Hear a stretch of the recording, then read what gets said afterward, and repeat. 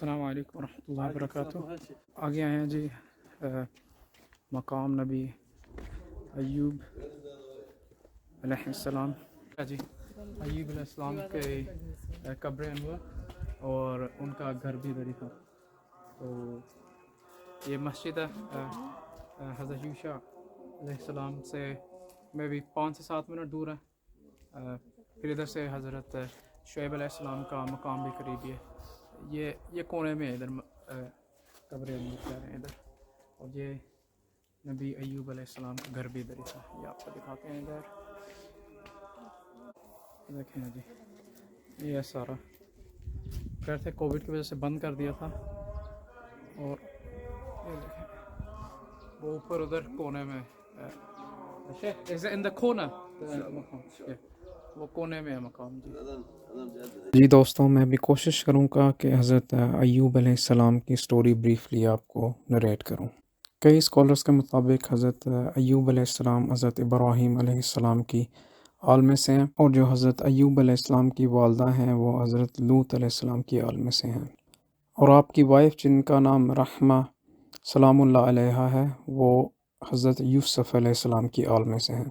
اللہ نے ہر نعمت حضرت ایوب علیہ السلام کو کثرت سے ادا کی تھی، مال، مویشی، غلام، زمینیں، اولاد، فزیکل ہیلتھ، خوبصورتی۔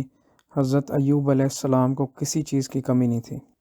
حضرت ایوب علیہ السلام کی زندگی میں سب کچھ پرفیکٹ جا رہا تھا، اور پھر ایک آزمائش کا دور شروع ہوا جس کی ڈیفرنٹ اسکالرز نے ڈیفرنٹ وجوہات بیان کی ہیں۔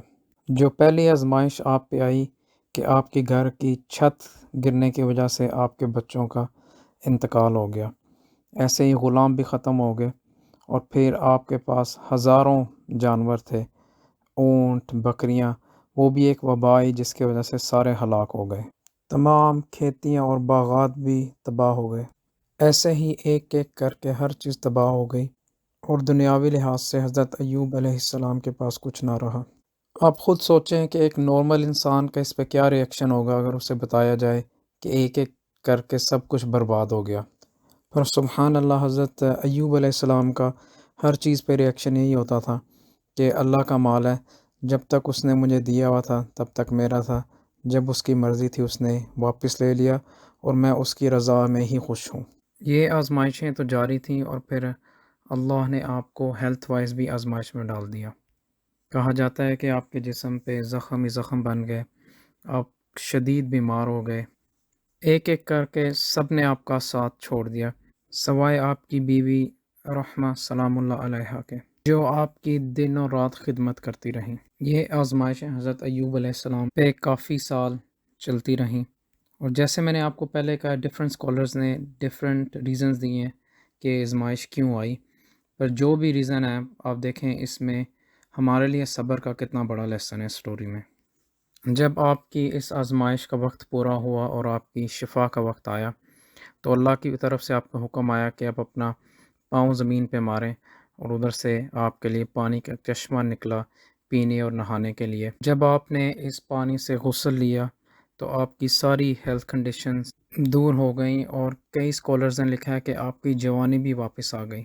آپ کی وائف جو کسی کام سے باہر گئی ہوئی تھی، جب وہ واپس آئیں تو وہ حضرت ایوب علیہ السلام کو پہچان نہ سکی، اور پوچھنے لگیں کہ کیا آپ نے ایک بیمار شخص تھا ادھر، کیا آپ نے اسے دیکھا ہے؟ تو حضرت ایوب علیہ السلام نے کہا کہ میں ہی وہ ہوں، اور اللہ تعالیٰ نے مجھے شفا دے دی ہے۔ اس کے ساتھ ساتھ ہی اللہ نے آپ کو آپ کی ساری مال و دولت واپس دے دی، اور پہلے سے بھی زیادہ اولاد عطا فرمائی۔ ادھر ایک اور واقعہ بتا دیتا ہوں کہ بیماری کے دوران ہی کسی وجہ سے حضرت ایوب علیہ السلام اپنی بیوی سے ناراض تھے، اور انہوں نے قسم کھائی تھی کہ جب میں صحت یاب ہو جاؤں گا تو تمہیں 100 کوڑے، اور ڈیفرنٹ اسکالرز نے ڈیفرنٹ وجوہات بیان کیے ہیں کہ حضرت ایوب علیہ السلام کو یہ قسم کیوں کھانی پڑی۔